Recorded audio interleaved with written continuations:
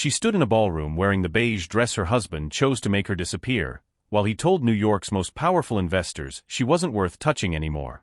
That humiliation lasted 60 seconds. Her revenge took 10 months and cost him a billion-dollar empire he never saw coming.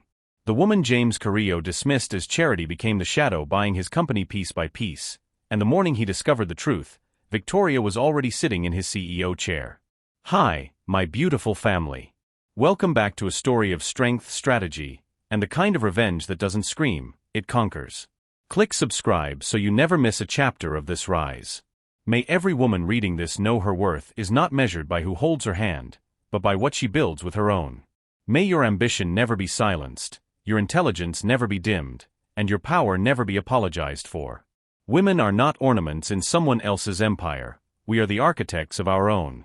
My beautiful family, this story is for every woman who's been underestimated, dismissed, or made to feel small in spaces where she should shine. If this resonates with your spirit, like this story. If you believe a woman's revenge is building an empire, comment, I am with Victoria. Let's rise together. The night James Carrillo told his wife she wasn't worth his touch was the same night Victoria Carrillo stopped being Mrs. Carrillo and became the invisible hand that would dismantle his throne. The Carrillo Holdings Investor Gala glittered with the kind of wealth that doesn't whisper, it roars. The ballroom was a cathedral of glass and gold, floor-to-ceiling windows framing the Manhattan skyline like a painting of conquered territory. Crystal chandeliers hung like frozen explosions of light, casting fractured rainbows across marble floors so polished they reflected not just images, but ambitions. 300 of New York's most powerful players moved through the space like chess pieces, each conversation a calculated move, each handshake a transaction disguised as warmth. Victoria stood beside her husband in a white silk gown that had been chosen for her, not by her. The fabric was exquisite, Italian custom-made, worth more than most people's cars, but it had been selected to make her blend into the background. Elegant neutrality. Her natural curls had been straightened into submission, sleek and controlled. Her makeup was minimal, almost apologetic. She looked like a woman who'd learned to take up less space, to dim her own light so his could burn brighter. She watched James command the room with the effortless charisma of a man who'd never been told no. His hand rested possessively on her lower back when investors approached, a gesture that looked like affection but felt like ownership. He laughed at jokes that weren't funny, complimented wives with practiced charm, and spoke about Carrillo Holdings' expansion into emerging markets with the confidence of someone who believed his empire was invincible. An investor, Gerald something, old money from Boston with a face like weathered leather, raised his glass toward Victoria. Your wife's grace is remarkable, James.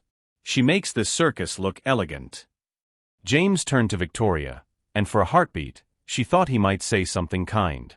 Instead, his smile sharpened into something cruel.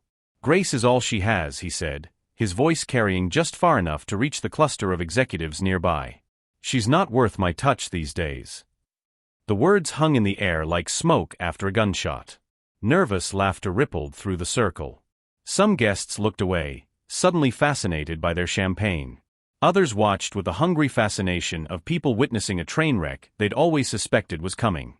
Victoria felt the room tilt. The champagne flute in her hand trembled, the liquid inside catching the light like liquid gold. She didn't cry. Tears would have been a release, and she wasn't ready to release anything yet. Instead, she looked at her husband, really looked at him, and memorized every detail. The smug curve of his lips. The way his eyes slid past her as though she were wallpaper. The casual cruelty of a man who'd forgotten she used to be someone before she became his wife. James had already moved on, turning back to Gerald to discuss quarterly projections like he hadn't just destroyed his wife in front of an audience. Victoria set down her champagne with deliberate care and walked through the ballroom with her spine straight and her head high. No one tried to stop her. No one asked if she was okay. She was invisible, exactly what James had spent 3 years training her to be. The October night bit at her skin as she emerged onto the plaza. The cold felt clarifying, sharp enough to cut through the numbness spreading through her chest. She drove through Manhattan with no destination, just movement. The city blurred past, a river of lights and shadows, endless windows behind which other lives were being lived, other humiliations endured, other empires built and destroyed. Eventually, her car found its way to the financial district. She parked across from a building she knew by heart, the headquarters of her late father's construction company, Carrillo Construction and Development. The windows were dark now, occupied by strangers who had no idea what blood soaked the foundations. Victoria stared up at those dark windows and remembered. Her father, Marcus Carrillo, had built that company from nothing. Immigrant ambition and concrete dreams, he used to say. He taught her to read blueprints before she could read chapter books, had taken her to construction sites on weekends, had shown her how to spot the difference between a building that would stand for generations and one that would crumble under pressure. And then, piece by piece, his empire had been dismantled. Her mother had told her the truth at the funeral, grief stripping away years of careful silence. It hadn't been mistakes. It had been sabotage. Alexandros Carrillo, James's father, had orchestrated the systematic destruction of Marcus Carrillo's company. And then, as a final insult, Alexandros had insisted his son marry Marcus's daughter. A symbolic victory. The merger of their families to erase any questions about how Carrillo Holdings had absorbed Carrillo Construction. James had courted her with promises of partnership, of building something different from their father's legacies. She'd been young enough, stupid enough, to believe him. Dawn broke over Manhattan in shades of amber and rose, painting the skyscrapers in colors that suggested transformation. Victoria watched the sun rise through her windshield, and something shifted. Not forgiveness. She was done with forgiveness. Not grief. Grief was a luxury she couldn't afford. What shifted was clarity. Cold, sharp, absolute clarity. She pulled out her phone and opened her contacts, scrolling to a name she hadn't looked at in 3 years. Dominic Vega. Her mentor from her brief time in venture capital, before James had convinced her to quit for her peace of mind. Victoria composed an email, her thumbs moving with certainty over the screen. You once told me every empire can be bought if you know where to look. I'm ready to buy mine back.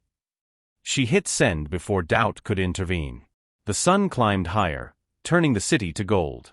Victoria sat in her car across from her father's ghost and made a series of decisions that would reshape everything. She wouldn't cry. She wouldn't beg. She wouldn't try to fix a marriage that had been broken from its foundation. Instead, she would do what James had taught her through 3 years of systematic dismissal. She would become invisible. She would move through the shadows of his empire, acquiring pieces he didn't think to protect, building alliances he didn't know existed, learning every weakness, every crack, every point where pressure applied correctly would bring the whole structure down. The night James Carrillo said she wasn't worth his touch, Victoria Carrillo stopped being his wife and started becoming his reckoning. The penthouse smelled like expensive coffee and lies. Victoria moved through the space like a ghost haunting her own life, watching James perform his morning ritual with the precision of a man who believed routine equaled control. He stood at the marble kitchen island, scrolling through his phone with one hand while his other held a cup of single-origin Ethiopian blend that cost more per pound than most people's grocery budgets. His tie was already knotted perfectly, a Windsor, always a Windsor, his shirt crisp enough to cut glass. He looked every inch the billionaire CEO who just humiliated his wife in front of 300 witnesses. He didn't apologize. Didn't acknowledge. Didn't even meet her eyes. You're back early, he'd said when she'd walked in, not a question, not concern, just observation delivered with the emotional weight of commenting on the weather. Victoria had smiled. I had some calls to make. Now, as she stood in the doorway of their bedroom watching him check his cufflinks in the mirror, she realized she was studying him the way a scientist studies a specimen. Cataloging. Analyzing. Looking for weaknesses in the armor he wore so comfortably it had become his skin. James caught her reflection in the mirror. The gala went well, he said, adjusting his collar. Secured commitments for the tech division expansion. Gerald's firm is in for $20 million. He spoke about the night as though it had been a triumph. As though he hadn't publicly declared his wife worthless. As though cruelty was just another business strategy. That's good, Victoria heard herself say, her voice steady, neutral, the voice of a woman who'd learned to swallow rage until it fermented into something more useful. James turned, checking his watch, a Patek Philippe, naturally, inherited from his father, worn like a crown. I have breakfast with the board at 8. Don't wait up tonight. I'll be late. He didn't ask how she was. Didn't notice the absence of tears, the stillness where there should have been wounded protests. He simply walked past her, trailing expensive cologne and casual dismissal, and left her standing in a bedroom that had never felt like home. The door closed. The silence that followed was heavy, almost ceremonial, like the quiet after a funeral when everyone's gone home and you're left alone with the reality of what's been buried. Victoria sat on the edge of their bed, his bed really. She'd never been allowed to choose anything in this space, and let herself remember. 3 years ago. She'd met James at a venture capital conference in Boston. She'd been 26, sharp as a knife, 3 years into her analyst position at Morrison & Webb, one of the most competitive VC firms in the Northeast. She'd just closed a deal on a biotech startup that would quintuple in value within 18 months. Her boss had called her a force of nature. Her father had called her from the construction site, pride thick in his voice, saying, "You're building something bigger than buildings, Mija." James had approached her at the closing reception, 2 glasses of champagne in hand, smile calibrated to devastate. "Victoria Carrillo," he'd said, like her name was a revelation. "I've been watching you work this room. You move like you own it." She should have heard the possessiveness in that observation. Should have noticed how he said watching instead of impressed by or inspired by. But she'd been young and ambitious and hungry for someone to see her as more than potential, to see her as a rival. He'd quoted Marcus Aurelius over dinner. Discussed emerging markets with the fluency of someone who'd actually traveled to them, not just read reports. He'd asked about her father's company with what seemed like genuine interest, leaning forward when she described the projects, the legacy, the dreams built on concrete foundations. "Your father sounds like a man who understands that empires aren't inherited," James had said. "They're earned." 3 months later, he proposed on the observation deck of the building where her father's company had its headquarters. The symbolism had seemed romantic then. Now, in hindsight, it reeked of conquest. The engagement had been a whirlwind. James insisting they move quickly because when you know, you know. The wedding was magnificent, a cathedral of white roses and string quartets, society pages breathless with coverage.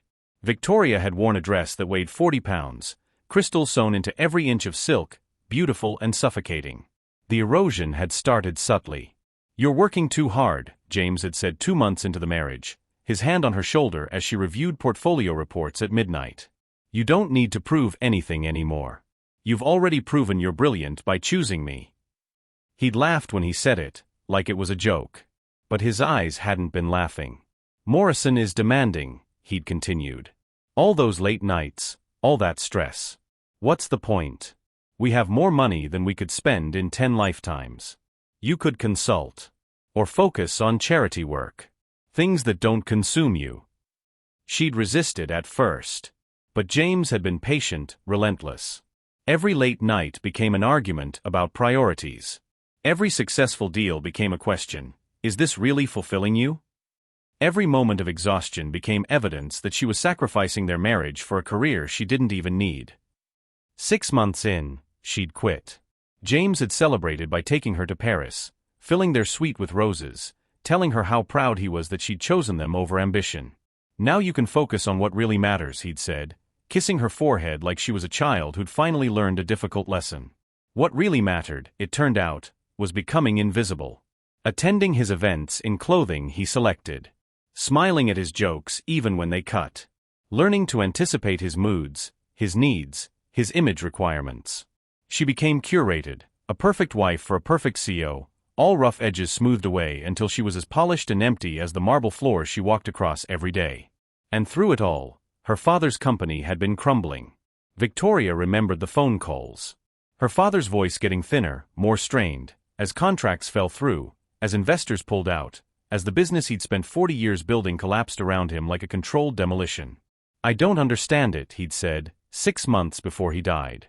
"It's like someone systematically dismantling everything I've built. But that's paranoid, right? That's just an old man looking for someone to blame."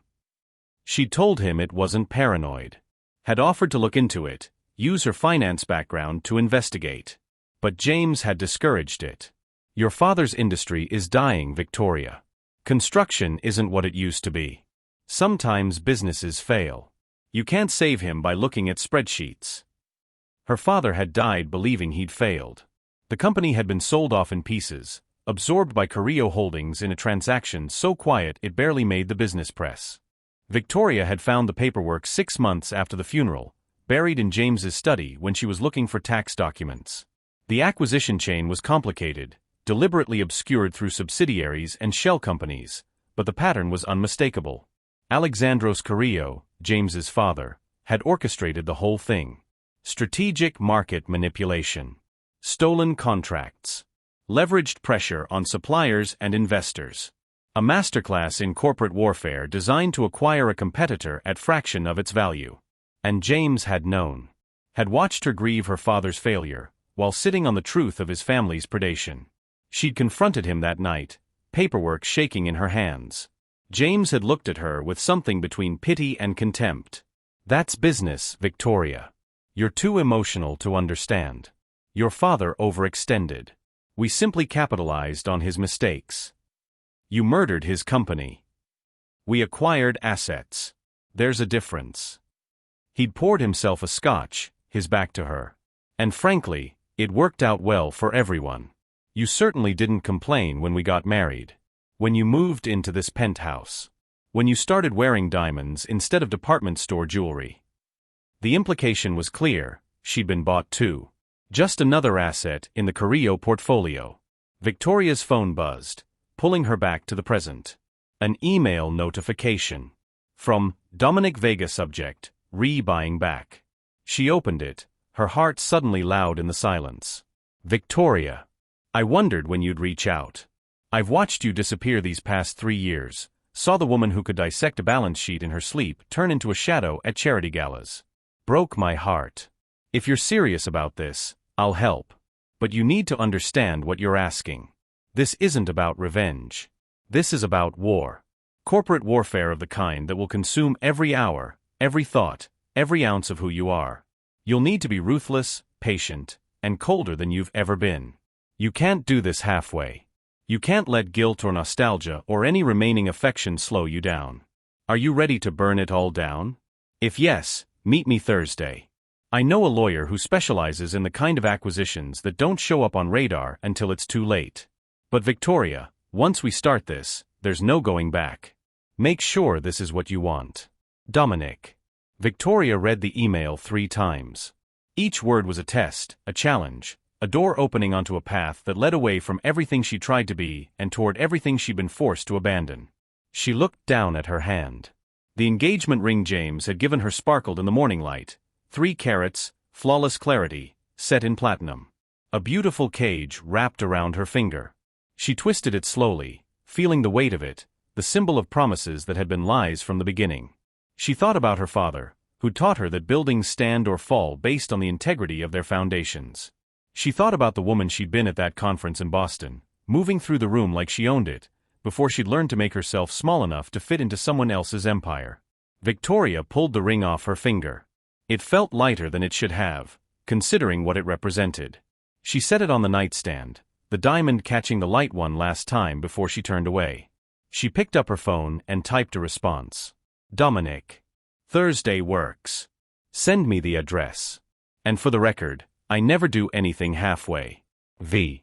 She hit send, and somewhere in the silence of the penthouse, something shifted. Not loudly. Not dramatically. Just a small irreversible crack in the foundation of the empire James thought was unshakable. Victoria stood, walked to the closet, and pulled out a suit she hadn't worn in 3 years. Charcoal gray, tailored, the kind of armor she'd worn when she used to conquer boardrooms instead of surviving them. Tomorrow, she would still play the perfect wife. Would still smile at the right moments, stay silent at the right times, be invisible in all the ways James required. But today, in the silence after his departure, Victoria Carrillo began the work of becoming dangerous. Victoria found the truth in a filing cabinet that wasn't supposed to exist. It was 3 a.m. on a Tuesday, the penthouse silent except for the hum of the city below and the soft click of her laptop keys. James was in Singapore for a tech conference, wouldn't be back for another 4 days. The space felt different without him, larger somehow, like a room finally exhaling after holding its breath. She'd been reviewing acquisition patterns for VM Equity Group when something nagged at her. A discrepancy in Carrillo Holdings' early expansion timeline. The public story was that Alexandros Carrillo had built the empire through a series of brilliant real estate investments in the early 2000s. But the numbers didn't quite align. There were gaps, subsidiaries that appeared and disappeared, transactions that seemed designed to obscure rather than illuminate. Victoria pulled up the archived records Elena had discreetly copied for her. Corporate filings from 15 years ago, before digital record-keeping became standard, scanned documents that most people would never think to examine. And there it was. Carrillo Holdings hadn't been built on real estate brilliance. It had been built on the dismantled corpse of Carrillo Construction and Development, her father's company. The paper trail was intricate, deliberately complicated through shell companies and offshore subsidiaries, but once Victoria understood the pattern, it was obvious. Alexandros Carrillo had spent 3 years systematically destroying her father's business. Stolen contracts through bribes and insider information. Manipulated supply chains so projects ran over budget. Leveraged relationships with city officials to delay permits until deadlines passed and penalties triggered. Each move designed to look like Marcus Carrillo's mismanagement rather than coordinated sabotage. When her father's company finally collapsed, Alexandros had acquired the assets for $18 million, a fraction of their actual value. The construction equipment, the project portfolios, the client relationships, the reputation Marcus had spent 40 years building. All of it absorbed into Carrillo Holdings like a snake swallowing something still struggling to breathe. But it was the next document that made Victoria's hands go cold. A memo dated 2 months after the acquisition, from Alexandros to James, marked confidential family only. James. The Carrillo Construction acquisition is complete. Marcus Carrillo died last week, heart attack, officially, though I suspect shame did more damage than his arteries. The daughter, Victoria, is a problem. Smart, ambitious, works in venture capital. She could cause difficulties if she ever investigates what happened to her father's company. Solution: marry her. Make it look like love. The optics are perfect, uniting two families, healing old wounds, building something new from tragedy. In reality, it neutralizes her. A wife doesn't investigate her husband. A wife becomes part of the empire instead of an enemy of it. You're 28. Time to settle down anyway. The girl is attractive enough, educated, comes from good stock despite her father's failures. More importantly, marrying her silences any questions about how we acquired her father's company. It transforms conquest into family legacy. This isn't a request. This is strategy. Make her fall in love with you. Make her believe the marriage is her choice. And once you're married, make sure she stays contained. No career that might give her independence. No social circle that doesn't orbit our world. No identity separate from being Mrs. Carrillo. Domination isn't just about taking what you want, son. It's about making your enemies grateful for what you took. Father. Victoria read it 3 times, each word landing like a physical blow. The courtship hadn't been real. The Shakespeare quotes, the interest in her father's work, the proposal on the observation deck, it had all been choreographed. James hadn't fallen in love with her. He'd been following orders, executing a strategy to neutralize a potential threat. She'd been a problem to solve. A loose end to tie up. A final humiliation for her father's memory, forcing his daughter to marry into the family that destroyed him. The marriage certificate hanging in James's study wasn't a symbol of love. It was a trophy. Proof that the Carrillos always won. Victoria closed the laptop, the apartment suddenly too quiet, too small, like the walls were closing in. She walked to the windows overlooking Manhattan, the city glittering with thousands of lights, each one a different life being lived, a different story being written. For 3 years, she'd been living inside someone else's narrative. Playing a role in a script she'd never been allowed to read. But now she knew. And knowing changed everything. The invitation arrived 2 days later, embossed cardstock delivered by messenger. Mrs. Isabel Carrillo requests the pleasure of your company for tea. Thursday, 3 p.m. The estate in Greenwich. Victoria stared at the invitation, elegant script on cream paper. In 3 years of marriage, Isabel had never invited her anywhere alone. Their interactions had been limited to family dinners where the older woman watched everything with sharp eyes and said very little. James claimed his mother was difficult and never approved of anyone, but Victoria had always sensed something else. Not disapproval. Recognition, maybe. Like Isabel saw something in Victoria that no one else noticed.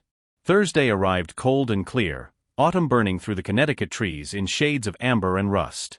The Carrillo estate sprawled across 12 acres of manicured perfection, the kind of old money fortress that had survived generations by never appearing to try too hard. The house itself was Georgian, all brick and white columns, elegant without being ostentatious. A housekeeper led Victoria through halls lined with family portraits, Carrillo men staring down with the same arrogant confidence James wore like inheritance. She was brought to a sunroom overlooking gardens where roses bloomed despite the season, hothouse flowers kept alive through sheer force of wealth. Isabel sat in a wingback chair that might as well have been a throne. She was 73 but looked ageless in the way only money and discipline could achieve. Silver hair swept into an elegant chignon, posture that suggested steel underneath silk, eyes that missed nothing. She wore cream-colored cashmere and pearls, the uniform of women who'd learned that true power whispered instead of shouted. Victoria. Isabel gestured to the chair across from her. Thank you for coming. Tea. Please. They observed the ritual in silence. Tea poured, sugar offered and declined, the careful choreography of women who understood that politeness was often just another form of warfare. You've changed, Isabel said finally, studying Victoria over the rim of her cup. 3 months ago, you looked like a ghost. Today, you look dangerous.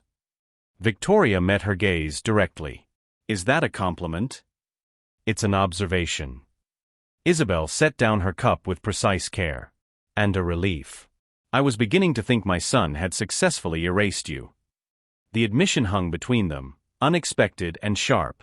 Why did you invite me here, Isabel? Because I know what you're doing. The older woman's expression didn't change, but her voice carried steel underneath the cultured accent. VM Equity Group. The shadow acquisitions. The offshore accounts. You're buying Carrillo Holdings piece by piece while my son remains oblivious. Victoria's blood went cold. If Isabel knew, if she told James. Relax. Isabel's smile was thin. I'm not going to stop you. I'm going to help you. Why would you help me destroy your son's company? Because it was never his company. It was my husband's company, built on my family's money and other people's suffering. Isabel stood, walking to the window overlooking the gardens. Alexandros Carrillo was a monster. Charming, brilliant, utterly ruthless. He built his empire by destroying anyone who stood in his way, and he raised our son to be exactly like him. She turned back to Victoria, and for the first time, her composure cracked enough to show the grief underneath. I watched James become his father. Watched him learn that love was weakness, that empathy was failure, that the only thing that mattered was domination. I tried to teach him differently, but Alexandros always undid whatever softness I cultivated. By the time my husband died, James was so thoroughly trained in cruelty he didn't know how to be anything else. He courted me on his father's orders, Victoria said quietly. The marriage was strategy. I know. I found the memo after Alexandros died. Isabel's voice was bitter. I tried to warn you, obliquely, at the engagement party. Do you remember? I told you marriage was about choosing which battles to fight. Victoria did remember. She'd thought it was cynical advice from an unhappy wife. Now she understood it had been a warning from a woman who'd lost her own battles. Why didn't you tell me directly? Would you have believed me? You were in love, or thought you were. And I had no proof that would convince you. Alexandros had trained James too well. The performance was perfect. Isabel returned to her chair, suddenly looking every one of her 73 years. But I've watched you these past 3 years. Watched you disappear. Watched my son treat you the way his father treated me, like property, like decoration, like something that existed only to reflect his glory. She reached into a leather portfolio beside her chair and pulled out documents, spreading them on the table between them. These are the share transfer forms for my 10% stake in Carrillo Holdings. I'm giving them to you. Victoria stared at the papers, her mind racing through calculations. With Isabel's 10%, plus the 26% VM Equity Group had already acquired, she'd have 36%. Still not control, but close. Dangerously close. Why? Victoria asked. Because someone needs to teach my son what losing feels like. Because you deserve to reclaim what was stolen from you. Because, Isabel's voice caught, just slightly. Because I couldn't save myself, but perhaps I can help save you. Victoria looked at the older woman and saw decades of accumulated grief, of battles fought and lost, of compromises made until there was nothing left to compromise. This will destroy him, Victoria said. No. It will teach him. Isabel pushed the documents closer. There's a difference. James was raised to dominate, not to love. He was taught that power came from crushing others, not from building alongside them. Perhaps losing everything will teach him what his father and I could never show him, that true strength isn't about domination. It's about knowing when you're beaten and choosing to become someone better. Victoria picked up the papers, her hand steady despite the magnitude of what was being offered. He'll never forgive you. Good. Isabel's smile was sad and sharp at once. I've spent 30 years seeking my son's approval for choices I made to survive. I'm done seeking approval from men who never learned to give it. They sat in silence for a moment, two women separated by 40 years and united by the same trap. What happens now? Victoria asked. Now, you continue what you started. You acquire the remaining shares you need. You take the company from him the way his father took everything from your father. And when it's done, Isabel stood, walking Victoria toward the door. When it's done, you build something better. Not an empire built on destruction, but a legacy built on reclamation. At the door, Isabel took Victoria's hand. Her grip was surprisingly strong. Make it yours, she said. Not his. Not his father's. Yours. Victoria drove back to Manhattan as the sun set, the share transfer documents in her bag feeling heavier than paper should. She thought about her father, who'd built his company with pride and lost it to predators. She thought about Isabel, who'd spent decades in a cage lined with pearls and cashmere. She thought about the girl she'd been at that conference in Boston, before she'd learned that love could be weaponized. By the time she reached the penthouse, something had crystallized. This wasn't revenge anymore. Revenge was emotional reactive, about inflicting pain to balance scales. This was legacy. She was reclaiming not just a company, but a name. Not just power, but dignity. Not just her father's empire, but her own future. Victoria pulled out her phone and texted Dominic and Elena. We have 36%. Let's accelerate the timeline. I want controlling interest within 6 months. It's time to finish this. The responses came within minutes, both saying the same thing in different words. We're with you. Victoria stood at the window of the penthouse, Manhattan glittering below like a map of conquered territory waiting to change hands. Soon, James would come home from Singapore with stories about his expanding empire, never knowing that the empire was already being dismantled from within. The woman in the window's reflection looked back at her, elegant, dangerous, carved from something harder than grief. Victoria smiled. The endgame was beginning. The cafe was the kind of place that survived by being forgettable. Tucked into a narrow street in the West Village, sandwiched between a vintage bookstore and a tailor who still did alterations by hand, it had no sign, no Instagram-worthy aesthetic, no reason for anyone important to notice it. The interior was all dark wood and older regulars, the kind of people who read physical newspapers and paid in cash. The espresso machine hissed with the authority of something that had been making coffee since before coffee became a lifestyle brand. Victoria arrived 10 minutes early, a habit from her finance days that James had tried to train out of her. Punctuality is for people trying to prove something, he'd said once. Power makes others wait. She ordered a black coffee and chose a corner table where she could see both entrances. Old instinct surfacing, muscle memory from when she'd been the kind of person who walked into rooms and calculated exit strategies. Dominic arrived exactly on time. He looked the same, salt and pepper hair cropped close, sharp features softened slightly by the kind of smile that suggested he found the world's chaos amusing rather than threatening.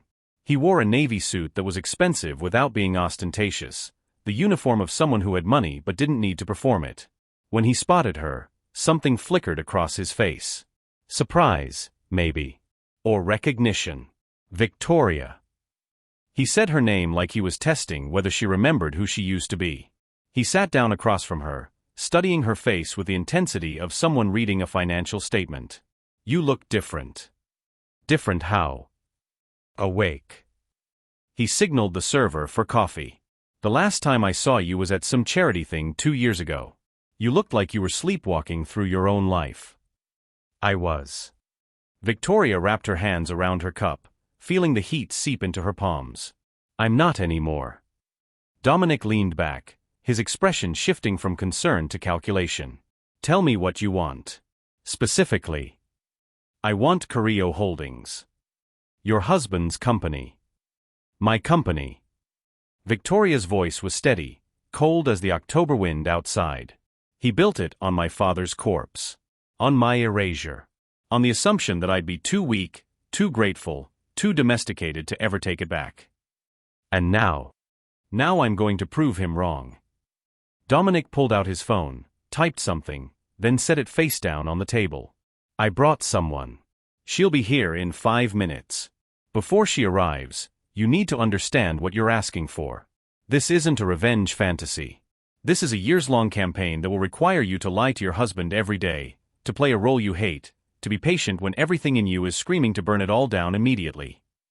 I know. Do you? His eyes were hard now, the mentor who'd once pushed her to be sharper, better, ruthless in her analysis. Because the woman I trained could dissect a company's vulnerabilities in 20 minutes. But that was 3 years ago. I need to know if she's still in there, or if James Carrillo successfully killed her.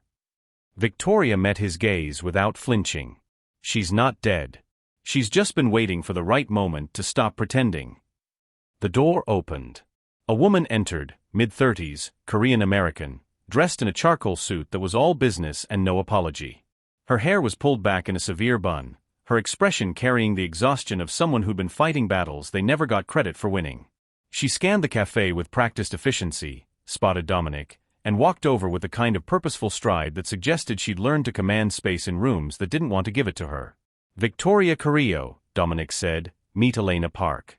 COO of Carrillo Holdings and the woman who actually runs the company while your husband takes credit for breathing.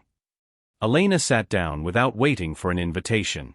Up close, Victoria could see the fine lines around her eyes, the tension in her jaw, the carefully maintained composure of someone who'd perfected the art of swallowing rage. You're the wife, Elena said. Not a question. I was. Victoria held her ground. Now I'm something else. Elena's expression didn't change, but something shifted behind her eyes. Interest, maybe. Or hunger. Dominic says you want to acquire Carrillo Holdings. That's ambitious for a woman who hasn't worked in finance in 3 years.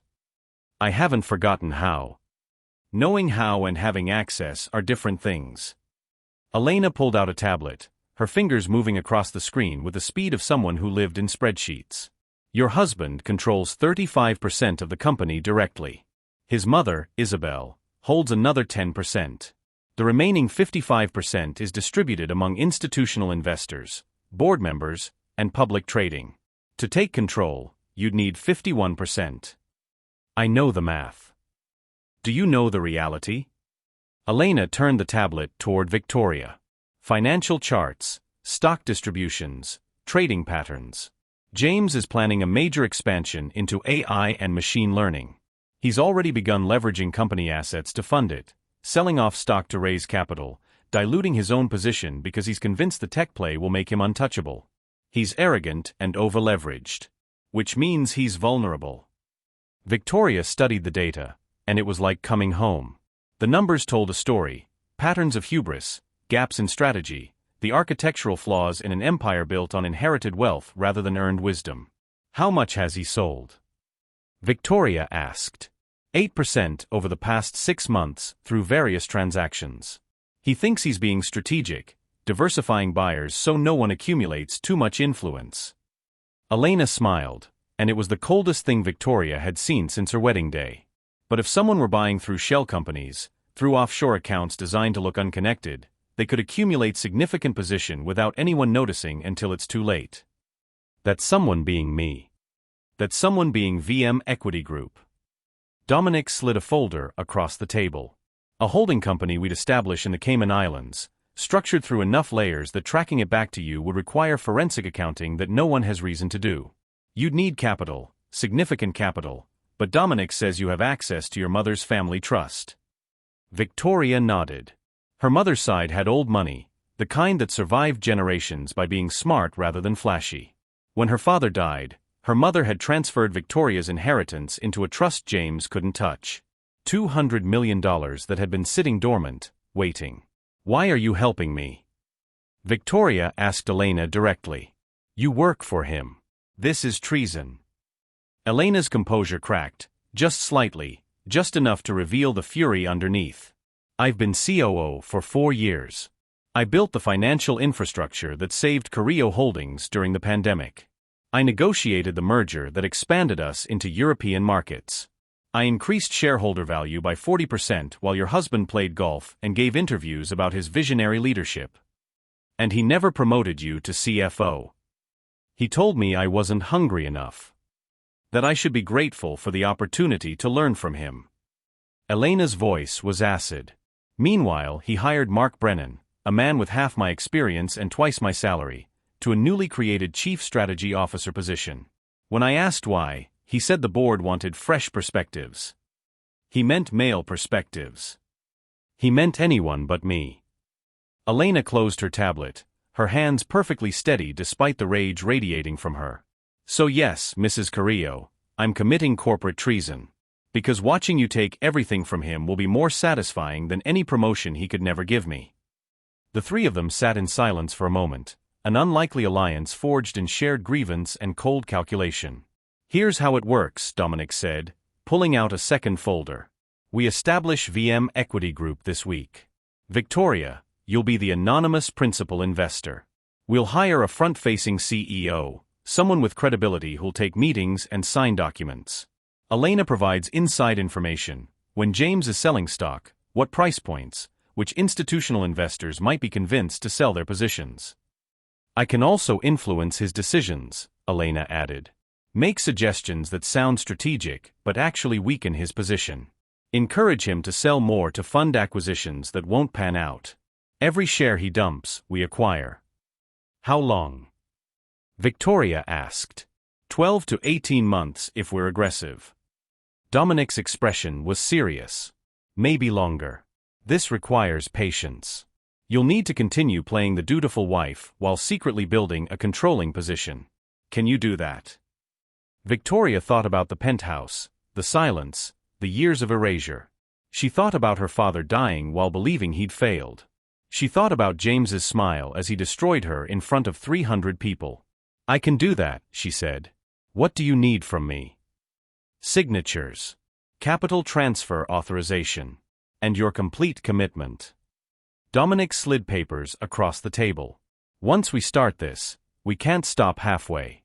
If James discovers what you're doing before you have control, he'll destroy you legally, financially, socially. You'll lose everything. Victoria picked up the pen. Her hand didn't shake.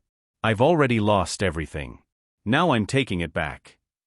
She signed her name, Victoria Marie Carrillo, and the ink looked like blood against the white paper. Over the next 3 months, Victoria became someone new. Or rather, someone old wearing new skin. She woke before dawn to study market reports Dominic sent encrypted. She learned the rhythms of offshore acquisitions, the art of buying stock through intermediaries who couldn't be traced back to her. She memorized the names of institutional investors, their risk tolerances, their pressure points. Elena fed her information in encrypted messages disguised as charity committee emails.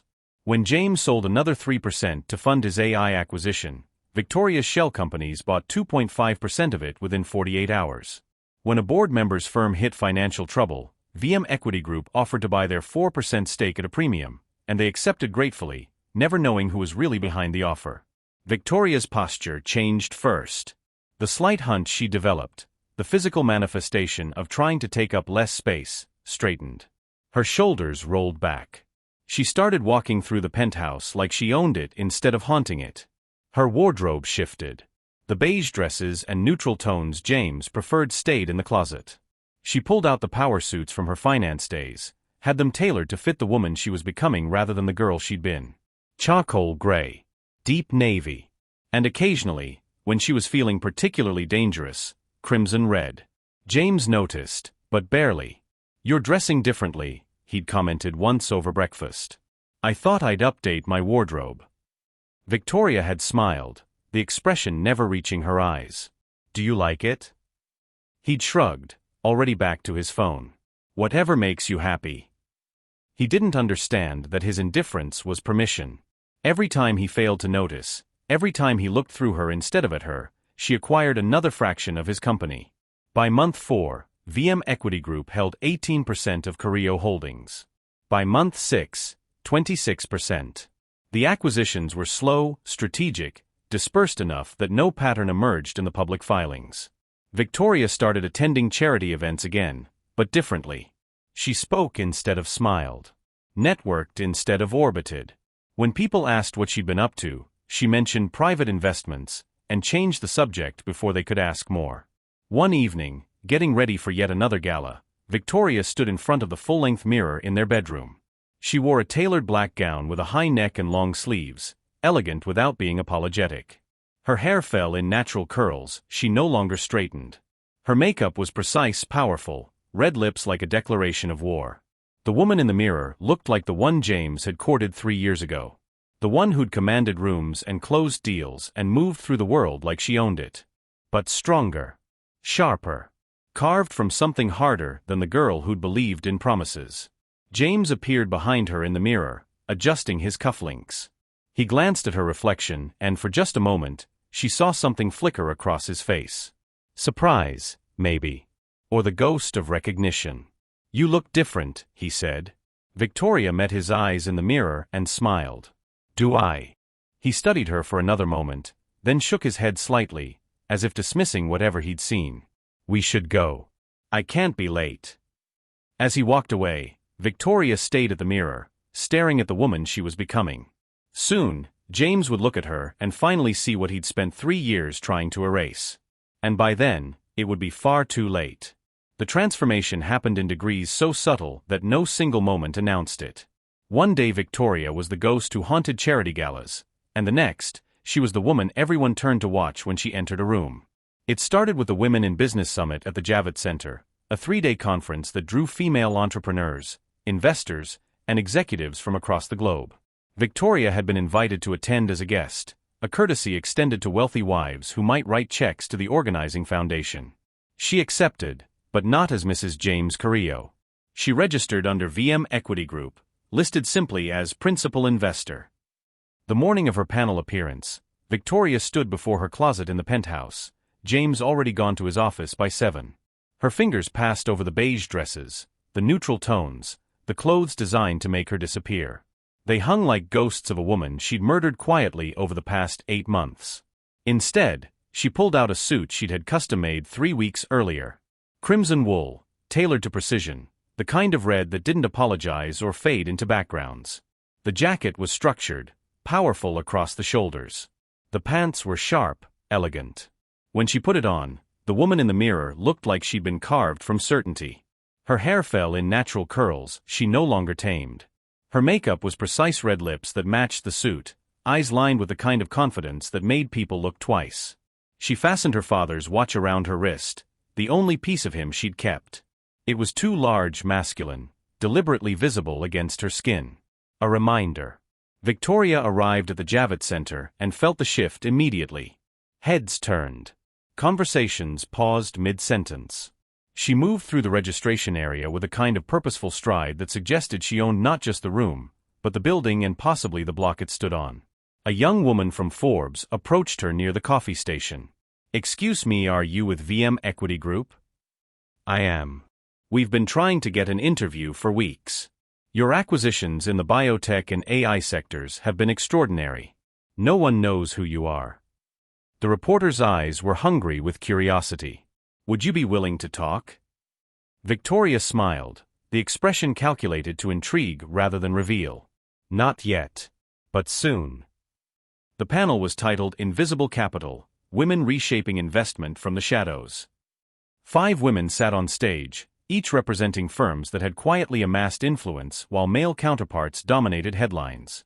Victoria was listed last, her bio reading simply, VM Equity Group Private Investments. When the moderator asked her to introduce herself, Victoria leaned forward into the microphone, her voice steady and clear. "I represent capital that doesn't need to announce itself. We invest in companies others overlook, women-led startups, minority founders, innovations too patient for traditional VC timelines. We believe the best returns come from betting on people who've been underestimated." The audience leaned in. She had their attention now. "My philosophy is simple," Victoria continued. "Power isn't about who shouts loudest. It's about who positions themselves so carefully that by the time anyone notices, it's too late to stop them." Applause rippled through the auditorium. The moderator's expression shifted from polite interest to genuine fascination. "Can you give us an example?" Victoria's smile sharpened. "I recently acquired a 12% stake in a tech company whose CEO publicly stated women don't understand artificial intelligence. Within 6 months, I'll have board control. He still thinks I'm just an investor." Laughter erupted. The kind that carried recognition, vindication, solidarity. The panel continued, but Victoria had already won the room. When it ended, she was surrounded by women pressing business cards into her hands, asking for coffee meetings, investment opportunities, mentorship. She collected cards with grace, promised nothing, and left them all wanting more. The Forbes photographer caught her in the lobby afterward, natural light streaming through the glass walls behind her. She stood with her arms crossed, her expression serene and unmovable. The photo would run with the caption, "The Phoenix Investor, Mystery Woman Reshaping Wall Street." Victoria didn't know it yet, but that image would appear on the cover of Forbes' Power issue 3 weeks later. The strategy shifted after the summit. Victoria stopped hiding. She began hosting intimate dinners at exclusive restaurants, 12-person gatherings of investors, founders, and power brokers who'd heard whispers about VM Equity Group and wanted in. She chose venues carefully, places where James would never go, circles that didn't overlap with his, territories he'd claimed beneath his notice. At these dinners, Victoria was magnetic. She asked questions that revealed her depth of knowledge. She made introductions that created alliances. She invested in 3 women-led AI startups that James's firm had passed on, and within 4 months, 2 of them were being courted by major acquisitions. The business press began to notice. First in brief mentions, then in profiles, then in covers. TechCrunch, the anonymous investor betting big on female founders. Bloomberg, VM Equity Group's mysterious principal, the woman Wall Street can't stop talking about. Fortune, is this the most influential investor you've never heard of? And then the Forbes cover. Victoria was in the penthouse gym when Elena texted her the photo. She stopped mid-stride on the treadmill, staring at her own image on the screen. She stood in crimson against the glass walls of the Javits Center, the Manhattan skyline framed behind her like conquered territory. The headline read, "The Phoenix Investor, the anonymous woman reshaping Wall Street." The article inside didn't name her. It couldn't. Her identity was protected through enough legal layers that even forensic journalism hit walls. But it detailed VM Equity Group's strategic acquisitions, its focus on undervalued companies, its pattern of accumulating control before anyone noticed.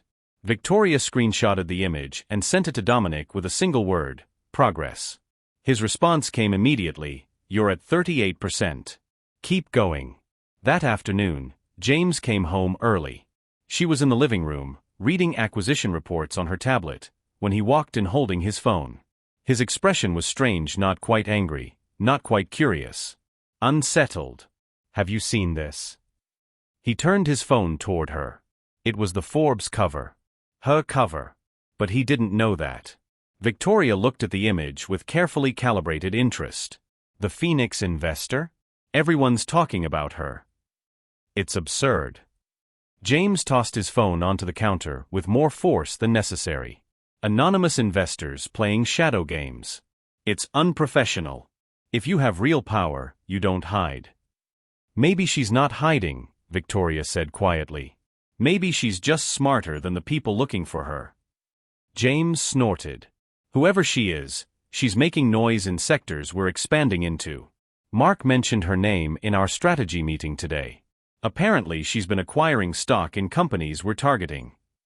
Victoria's heart rate didn't change. Her expression remained neutral. Is that a problem? It's annoying. She's driving up acquisition costs. He poured himself scotch, ice clinking against crystal. But it doesn't matter.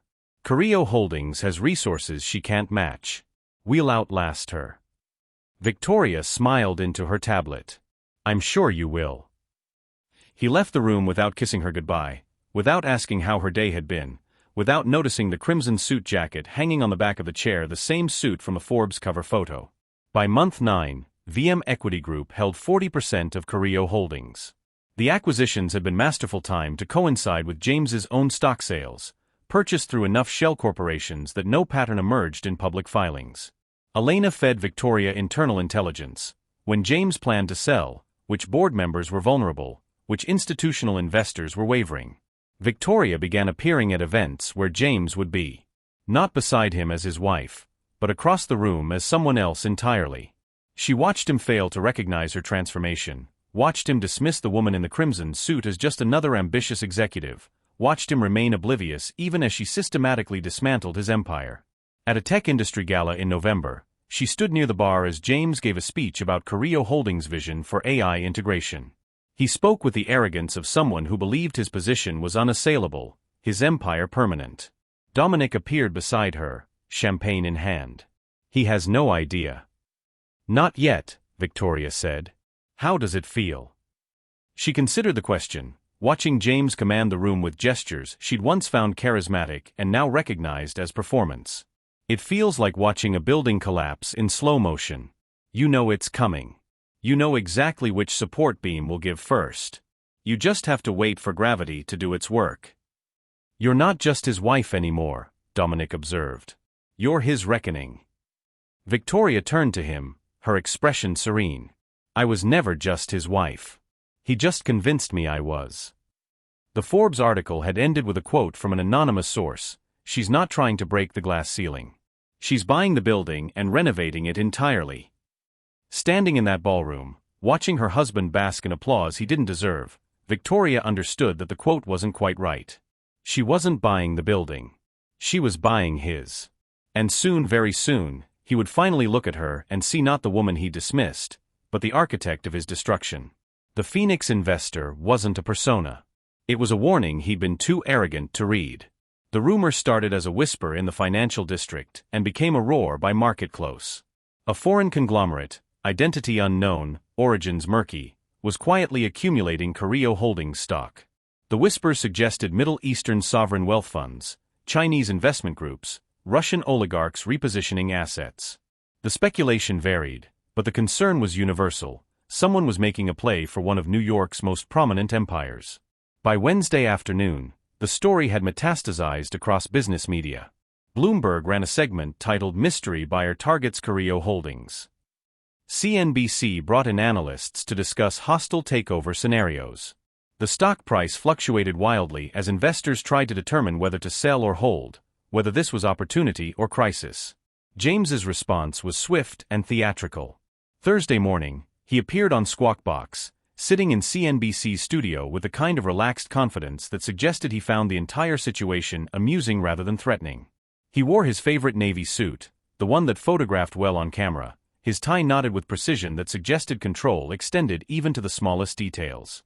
The anchor, a woman whose career had been built on asking uncomfortable questions with a smile, leaned forward. James, there's been significant speculation about a mystery investor accumulating shares in Carrillo Holdings. Some analysts suggest you could be facing a hostile takeover. How do you respond? James's smile was sharp enough to cut glass. I'd respond by saying those analysts should find better sources. He laughed, the sound carrying just enough condescension to make his contempt clear. Carrillo Holdings isn't for sale. Not to foreign conglomerates, not to activist investors, not to anyone. We're a family legacy built over generations, and we don't surrender to market speculation. But the data suggests someone has accumulated a significant position. Let them accumulate.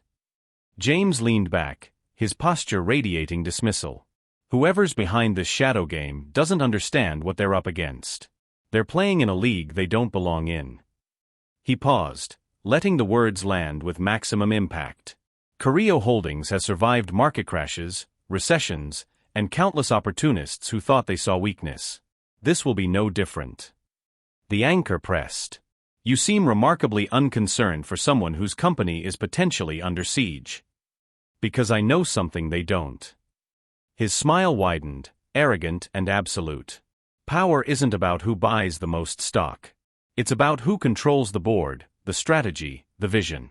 And whoever's behind this, he leaned forward, speaking directly to the camera now, to the invisible enemy he couldn't name, doesn't belong in my league. The interview went viral within hours. Clips circulated on Twitter, LinkedIn, financial forums. James's smirk became a meme, His confidence read as either brilliance or spectacular hubris depending on who was watching. Business journalists praised his composure under pressure.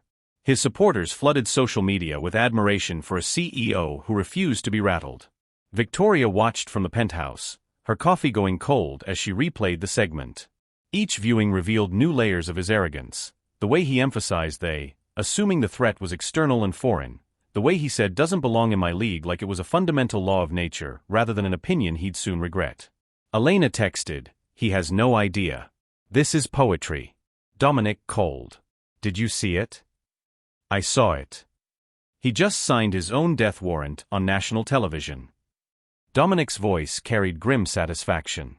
"When the truth comes out tomorrow, this clip will be the only thing anyone remembers. The man who was too arrogant to see his own wife dismantling his empire." "Is everything ready?" Victoria asked. The Wall Street Journal breaks the story at 6 a.m. By the time markets open, every outlet in the country will be running your name. I've coordinated with your PR team. They'll issue your statement at 8:30, right after the opening bell. Maximum impact. Victoria stood at the window, Manhattan glittering below like a map of territory about to change hands. "And the stock. We finalized the last acquisition yesterday. You're sitting at 43%. With Isabel's 10, you're at 53. You have control, Victoria. As of tomorrow morning, Carrillo Holdings is yours." That night, James came home energized, almost euphoric. He'd spent the day in back-to-back interviews, each one reinforcing his narrative of unshakable control. He poured scotch, loosened his tie, and actually smiled at Victoria, the first genuine smile she'd seen in months, though it wasn't for her. It was for himself, for his own reflected brilliance. "Did you see the coverage?" he asked, not waiting for her answer. "My mentions are through the roof. The board called to congratulate me on the messaging. Even the shareholders are emailing support." He raised his glass in a mock toast. "To invisible enemies who don't know when they're beaten." Victoria looked up from her tablet, where she'd been reviewing the statement that would go out in 9 hours. "You were very confident today." "Because I have every reason to be." He swirled his scotch, ice catching the light. "Some anonymous investor thinks they can play shadow games with my company. They're about to learn a very expensive lesson about who runs this city." "What if they already know what they're doing?" Victoria asked quietly.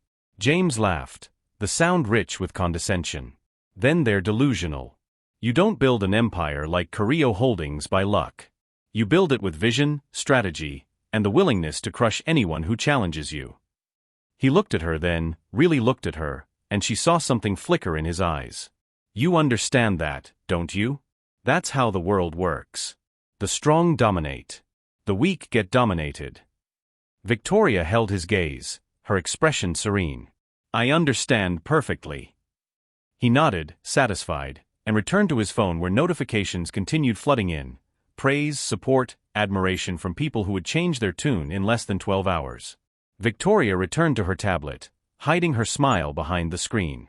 He would remember this moment later, would replay this conversation and realize he'd been celebrating his own execution. The alarm on Victoria's phone went off at 5:45 a.m. She silenced it quickly, watching James sleep beside her. The last morning he'd wake up believing the empire was his. She slipped out of bed, pulled on a robe, and made coffee while the city still slept in darkness. At 5:58 a.m., she opened her laptop and navigated to the Wall Street Journal homepage, waiting. At exactly 6 a.m., the headline appeared. Carrillo Holdings' largest shareholder revealed. Victoria Carrillo, Phoenix investor, is CEO's wife, quietly acquired 43% stake through shell companies. Victoria read the article twice, savoring every perfectly chosen word. The piece was comprehensive, devastating in its detail. It outlined VM Equity Group's structure, the pattern of acquisitions timed to James's own stock sales, the sophistication of the shadow campaign. It included the Forbes cover photo of her in crimson, contrasted with older photos of her as the invisible wife at his galas. The visual narrative was damning, transformation as warfare. Financial analysts were already quoted calling it one of the most sophisticated corporate maneuvers in modern history, and a masterclass in strategic accumulation. By 6:15, her phone began ringing. By 6:30, Social media had exploded. Twitter, LinkedIn, Instagram, all ablaze with her name, her photo, hashtags multiplying like wildfire. Hashtag Phoenix Investor. Hashtag Victoria Carrillo. Hashtag Billionaire's Revenge. Someone had created a side-by-side comparison. James's smirking face from yesterday's interview with a caption, "Doesn't belong in my league," next to Victoria's Forbes cover with a caption, "Turns out she owns the league." It went viral in minutes. At 7:15 a.m., she heard movement from the bedroom. James's voice, sharp with confusion, then rising with anger as he spoke on the phone. She poured a second cup of coffee and waited. He appeared in the doorway, still in pajamas, his phone clutched in one white-knuckled hand, his face cycling through shades of red and white like a malfunctioning traffic light. "What the hell is this?" His voice was strangled, caught between rage and disbelief. Victoria looked up from her coffee, her expression calm. "Good morning. Coffee?" "Don't," he thrust his phone at her, hand shaking. "Explain this. Now." She took his phone, glanced at the Wall Street Journal headline he'd pulled up, and handed it back. "It's fairly self-explanatory. VM Equity Group is mine. The acquisitions are mine. The 43% stake in Carrillo Holdings is mine." The silence that followed was absolute, the kind of quiet that precedes detonations. "You can't do this," James finally said, his voice low and dangerous. "This is betrayal. Corporate sabotage. Fraud. I'll have every lawyer in the city. Your lawyers will tell you I've broken no laws." Victoria stood, walking to the window where dawn was breaking over Manhattan in shades of amber and rose. Every acquisition was legal, properly documented, executed through legitimate channels. "I'm simply an investor who recognized opportunity in an over-leveraged company with an arrogant CEO. You were my wife. I am your wife." She turned to face him, and her expression was carved from ice and certainty. "That's what makes this perfect, James. You said I wasn't worth your touch. That I was charity. That whoever was behind this didn't belong in your league." Understanding began to dawn across his face, horror mixing with comprehension. "All those interviews yesterday," she continued, her voice never rising, "every smug comment about invisible enemies, every arrogant dismissal, you were talking about me. The whole world watched you mock your own wife on national television without even knowing it. Victoria, I didn't mean. You meant every word." She picked up her tablet, pulled up the viral side-by-side image, and showed it to him. "The internet certainly thinks you meant it. You're trending, by the way. Though not for the reasons you hoped." His phone began ringing again. Then buzzing with notifications, a tsunami of messages from board members, investors, lawyers, press secretaries. The carefully constructed narrative he'd sold on television was collapsing in real time, each notification another brick falling from his empire. "This is insane." He was pacing now, running his hand through his hair, the confident CEO from yesterday replaced by a man watching his world implode. "You can't just take my company. The board won't allow it. The shareholders." "The shareholders elected me to the board this morning," Victoria said calmly. "Emergency vote, conducted by email. It was unanimous.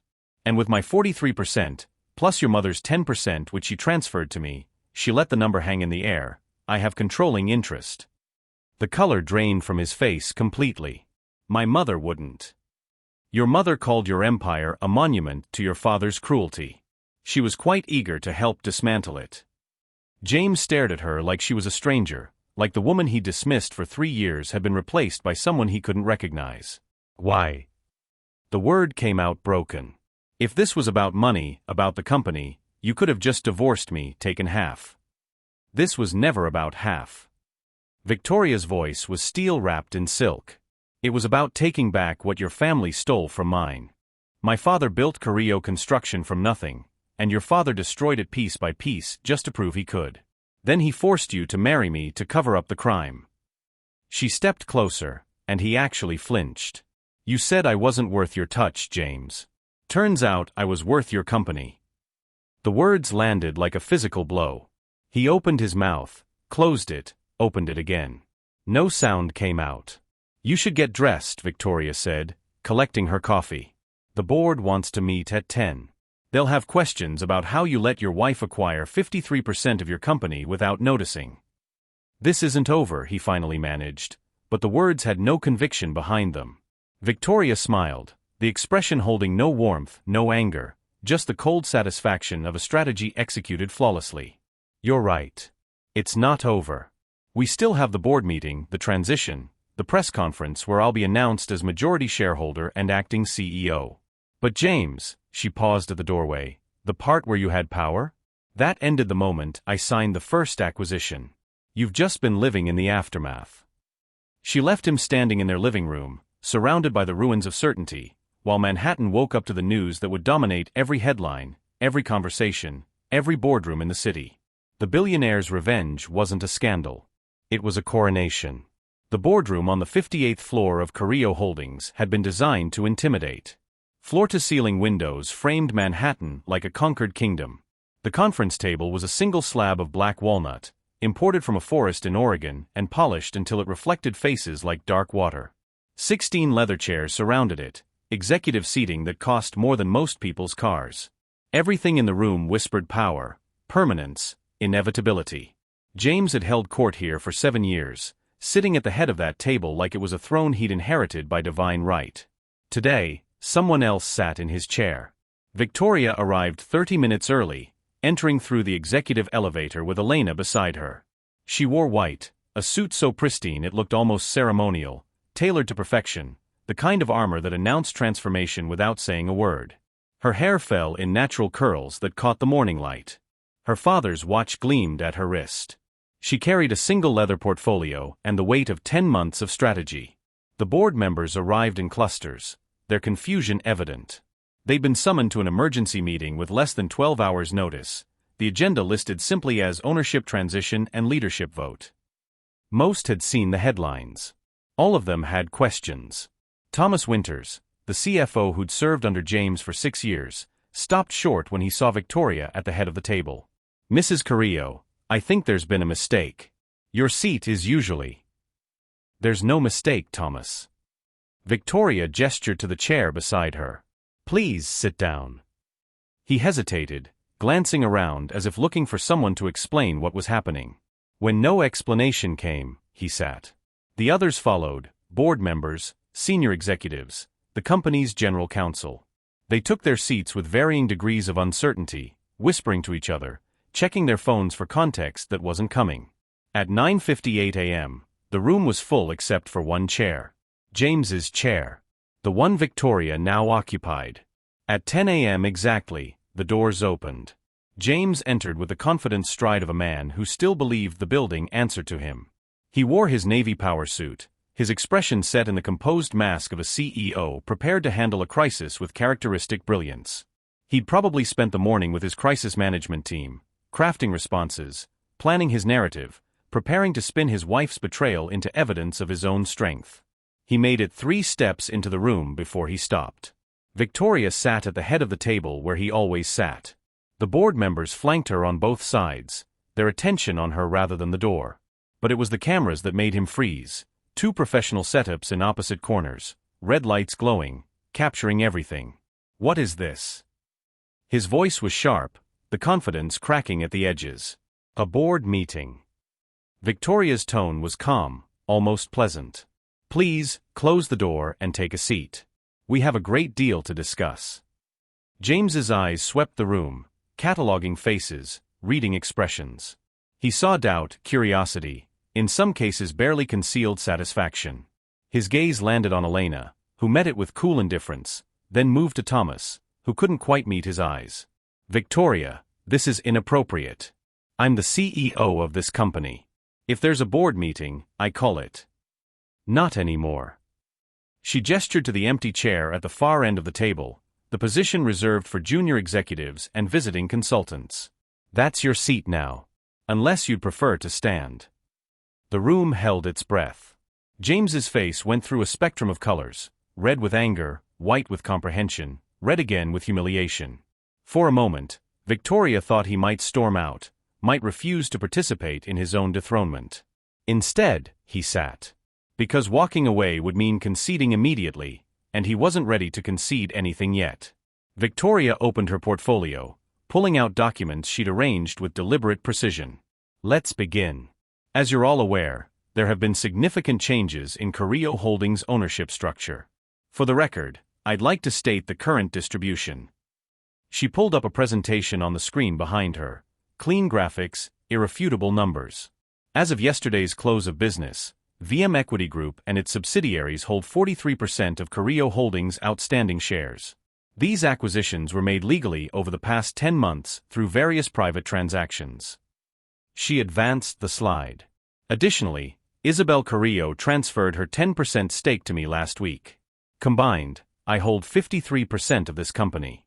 I am the majority shareholder. The room erupted in whispers.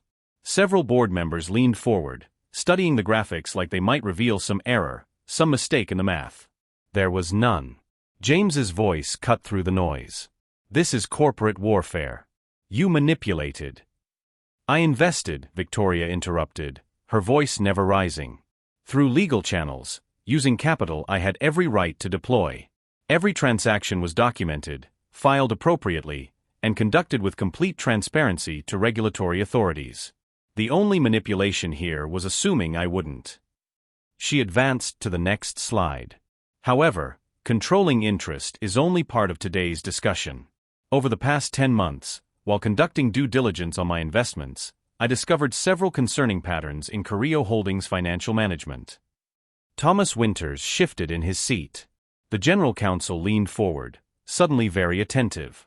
Let's start with the AI division expansion.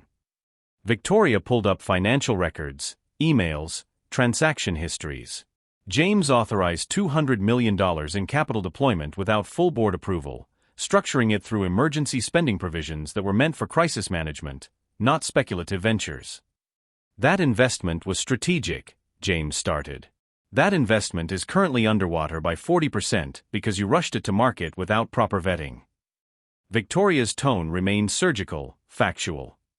You sold company stock to fund it, diluting shareholder value while positioning it as visionary leadership. The emails show you overrode concerns from 3 separate department heads. She displayed the emails. James's words glowed on the screen. I don't care about their concerns. This is my call to make. Then there's the Hendricks merger. Victoria advanced slides showing the acquisition of a smaller tech firm 6 months ago. You told the board this was a synergistic expansion. The documentation shows you knew Hendricks was leveraged 3-to-1 and facing multiple lawsuits. You hid the liability reports and pushed the merger through to inflate quarterly numbers. Thomas Winters looked pale. James, is this accurate? It's taken out of context. The context is in the documents. Victoria distributed folders to each board member. Everything is there. The emails where you instructed Thomas to bury the Hendricks liabilities in footnotes. The memos where you overruled risk management. The internal audit you suppressed because it questioned your expansion strategy. The room was silent now except for the sound of pages turning, board members reading evidence they'd never seen, discovering patterns they'd been too trusting or too intimidated to question. You've been running this company like a personal empire, Victoria continued. Making decisions based on ego rather than fiduciary responsibility.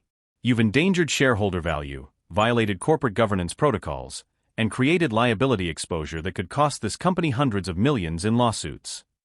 James stood abruptly, his chair scraping against the floor. This is a witch hunt. You're manipulating information to justify stealing my company. I'm presenting facts to justify removing an incompetent CEO. Victoria's voice finally carried an edge, sharp enough to cut. You're right about one thing, James. I did steal something. I stole the narrative you've been selling for years, that you're a visionary, that you built this empire, that you're untouchable. She stood now too, meeting his gaze across the table. But empires aren't built on inherited wealth and unchecked arrogance. They're built on competence. And the evidence shows you've been trading on your father's legacy while driving this company toward collapse. The board won't support this. James looked around the table, searching for allies. You've all worked with me for years. You know what I've built here. We know what your father built, Margaret Chun, the longest-serving board member, said quietly. And we've watched you coast on that legacy while making increasingly reckless decisions. She looked at Victoria. These documents are damning, James. If even half of this became public. It won't become public if we handle this internally, Victoria said.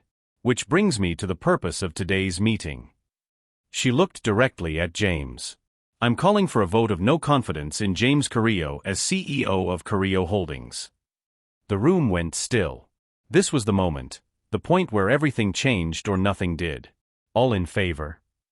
Margaret Chen's hand went up first. Then Thomas Winters, perhaps seeing a chance to salvage his own position by distancing himself from James's failures. Then Elena, whose hand rose with something that looked like relief. One by one, hands rose around the table. Some quickly, some reluctantly, but they rose. All of them. Victoria counted aloud. 16 in favor. She looked at James. 0 opposed. The motion passes. James Carrillo is removed as CEO of Carrillo Holdings, effective immediately. James stood frozen, his face a mask of disbelief and rage. You can't do this. I built this company. My name is on the building. Your father's name is on the building, Victoria corrected. And it will stay there. But you, she gestured to 2 security officers who'd been waiting outside the boardroom, you're done. The officers entered, professional and impersonal. One of them spoke quietly. Mr. Carrillo, we'll need your building access card, your company phone, and your office keys. For a moment, Victoria thought he might refuse, might cause a scene that would make this moment even more dramatic than it already was. Instead, James reached into his pocket with shaking hands and pulled out his access card. His phone. His keys to an office he'd occupied for 7 years. He set them on the table with deliberate care, the small objects making sounds that seemed enormous in the silence. This isn't over, he said, looking at Victoria with something between hatred and horror. Yes, it is. Her voice was gentle now, almost kind, which somehow made it worse. You said I wasn't worth your touch. You were wrong, James. I was worth everything you had. The security officers moved to flank him, not touching but present, making the transition clear. James Carrillo walked toward the door, his spine straight, his gait measured, trying to maintain dignity even as everything crumbled. At the threshold, he turned back one last time. Victoria was already sitting down, already moving on to the next agenda item, already occupying the space he'd left behind. She didn't look up as he exited. Didn't acknowledge his departure. He had ceased to be relevant the moment the vote passed. The door closed behind him. The board sat in stunned silence for a heartbeat. Then Margaret Chen spoke, her voice carrying years of accumulated respect. So, Victoria. What's next? Victoria looked around the table at the faces that were now hers to lead. Next, we fix what he broke. We audit every decision made in the last 3 years. We stabilize the divisions he destabilized. We rebuild this company's reputation from leadership that actually deserves it. She pulled up a new presentation, strategic plans she'd been developing for months, initiatives that addressed every weakness James had created, vision that extended beyond quarterly earnings and ego. Carrillo Holdings is about to become something it's never been before, Victoria said. Not a family empire. Not a monument to inherited wealth. But a company built on actual competence, actual vision, actual integrity. Outside the boardroom windows, Manhattan stretched in every direction, endless towers of glass and steel, each one a story of power won and lost and won again. Victoria had just won hers. And she was just getting started. The office had been redecorated by the time Victoria took possession of it.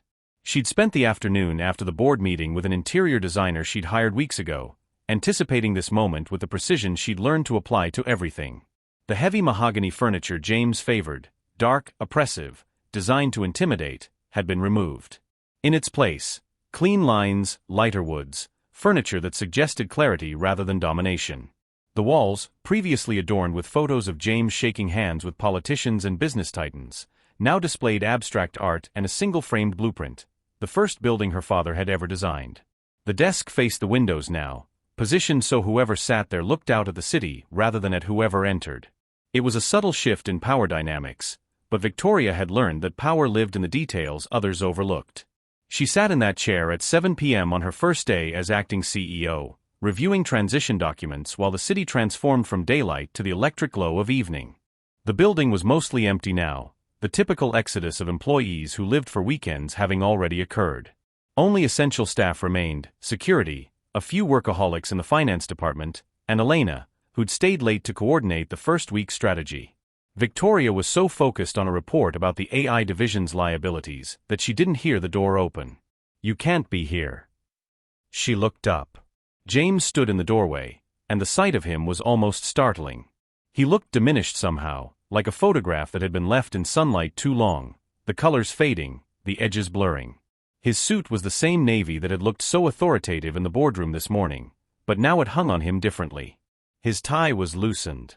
His hair, usually so precisely styled, was disheveled like he'd been running his hands through it compulsively. His building access had been revoked, which meant he'd found another way in. "How did you get past security?" Victoria asked, her voice calm. "I built this company. You think I don't know every entrance, every override code, every way in and out?" His voice was raw, stripped of the polish he usually wore like cologne. "Answer my question. You can't be here. This is my office." "Was your office?" Victoria set down her pen with deliberate care. "As of this morning, this is my office. And you're trespassing." He stepped inside, and she noticed his hands were shaking. Not with fear, with rage barely contained, with adrenaline that had nowhere to go, with the manic energy of someone whose entire reality had shattered and was still trying to piece together what remained. "Do you have any idea what you've done?" He moved toward the desk, his movements jerky, uncontrolled. "The press is camped outside my apartment. My phone hasn't stopped ringing, lawyers, investors, reporters all asking how I let my wife steal my company. The board members who've worked with me for years won't return my calls. My mother," his voice cracked slightly, "my mother told me she's proud of you." Victoria leaned back in her chair, studying him with the analytical distance she'd once reserved for investment portfolios. "I'm sorry you're having a difficult day." "You're sorry?" The words exploded out of him. "You destroyed me and you're sorry? Do you understand what this means? I have nothing. No company, no reputation, no." He stopped, the enormity of his losses apparently too vast to articulate. "You have your trust fund," Victoria said. "You have your apartment, your cars, your art collection. You're still a millionaire, James. You've just lost the billion-dollar empire you never actually built. I built this company from your father's theft." Victoria's voice cut through his protestation like a scalpel through tissue. "You built nothing. You inherited an empire your father constructed by destroying mine. Every brick in this building's foundation is mortared with my father's failure. Every dollar in your accounts traces back to companies Alexandros Carrillo dismantled and absorbed. You were born on third base and spent your whole life convinced you hit a triple." James grabbed the edge of her desk, leaning forward, his face inches from hers. "What do you want from me? Is this about money? The company? You want me to grovel, to apologize for that night at the gala? Tell me what you want and let's end this." Victoria stood slowly, moving around the desk until she was face to face with him, close enough to see the broken capillaries in his eyes from sleepless rage, close enough to smell the scotch he'd been drinking to steady himself. "I want what you stole," she said, her voice soft and absolutely merciless. "My father's name, which your family dragged through bankruptcy and shame. My dignity, which you stripped away in front of 300 people. My future, which you tried to erase by turning me into a decoration in your empire." She paused, letting each word land. "And now I have them all. You've destroyed me for revenge." He said it like an accusation, like her motivation was somehow proof of moral failure. "No." Victoria shook her head slowly. "I've reclaimed what was always mine. There's a difference. Revenge would have been public humiliation, leaked scandals, destroying you personally. I didn't do any of that.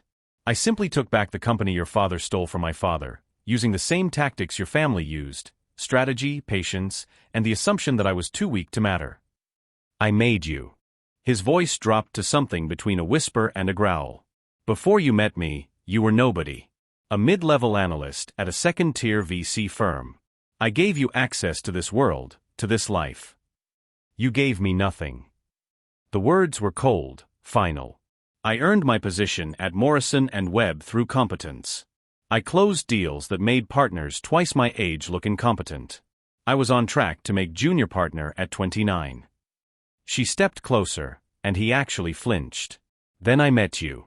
And you convinced me that my ambition was stress, that my success was unnecessary, that my identity should be Mrs. Carrillo and nothing more. You didn't give me a life, James. You took mine away and replaced it with captivity dressed in Cartier. I loved you. The words came out broken, and for a moment, just a moment, she almost believed he meant them. You loved owning me. Victoria's voice gentled, but the truth in it was sharp enough to draw blood. You loved the optics of the marriage. You loved neutralizing the daughter of the man your father destroyed. You loved having a beautiful wife who didn't challenge you, who made you look powerful by making herself small. She moved back to her desk, putting distance between them. But you never loved me. You don't even know me. That's not true. I know you better than anyone. Really? Victoria pulled up a file on her computer, turned the screen toward him. What's my favorite book? He blinked, caught off guard. What? Simple question. We've been married 3 years. What's my favorite book? Silence. He stared at the screen like it might provide the answer. What's my coffee order? My mother's maiden name? The name of my best friend from college? The subject I studied most in business school. Victoria's voice remained calm, each question a small incision revealing the hollowness underneath. You can't answer any of these questions because you never cared enough to ask them. You knew Mrs. Carrillo, the woman you needed me to be. You never knew Victoria. This is insane. James ran his hands through his hair, pacing now like a caged animal looking for exits that didn't exist. You're insane. This whole thing, buying the company, the boardroom ambush, this, he gestured wildly at the office, at her, at everything, it's cruel. It's heartless. No, James. Victoria sat down again, her posture relaxed, almost peaceful. I learned heartlessness from you. I just perfected it. The words stopped him mid-pace. He turned to look at her, really look at her, and she watched understanding finally dawn across his face. For 3 years, he'd looked at her and seen a decoration. A possession. An asset he'd acquired and controlled. Now, for the first time, he was seeing something else entirely. Power incarnate. You planned this, he said slowly. From the beginning. Even before the gala. No. Victoria shook her head. Before the gala, I was trying to save us. I was still stupid enough to believe the man I married might actually exist underneath the arrogance. The gala was when I realized you were exactly who you appeared to be, and that meant I needed to become someone different entirely. Who are you? The question was almost childlike in its confusion. I'm Victoria Carrillo. She said her name with a certainty that filled the room. Daughter of Marcus Carrillo, who built a construction empire with integrity and lost it to predators. Analyst who closed a $20 million biotech deal at 27. Investor who acquired 53% of a Fortune 500 company while its CEO was too arrogant to notice. She stood, walked to the window where Manhattan glittered like a circuit board of ambition. I'm the woman you tried to erase. And I'm the woman who erased you instead. James sank into one of the chairs facing her desk, the chairs where visitors sat, where supplicants made their pitches, where people with less power waited for those with more to grant them attention. He looked small in it, defeated, the fight draining out of him like air from a punctured tire. What happens now? He asked. Now you leave. Victoria turned from the window, her silhouette framed against the city lights. You leave this building, this company, this chapter of your life. You figure out who you are when you're not standing on your father's corpse. Maybe you become someone better. Maybe you don't. But either way, you do it somewhere else. And us. The question hung in the air, fragile and foolish. There is no us, James. There never was. There was you, and there was the woman you tried to turn me into. Now there's just me, and a company I'm going to rebuild into something that doesn't require destruction to exist.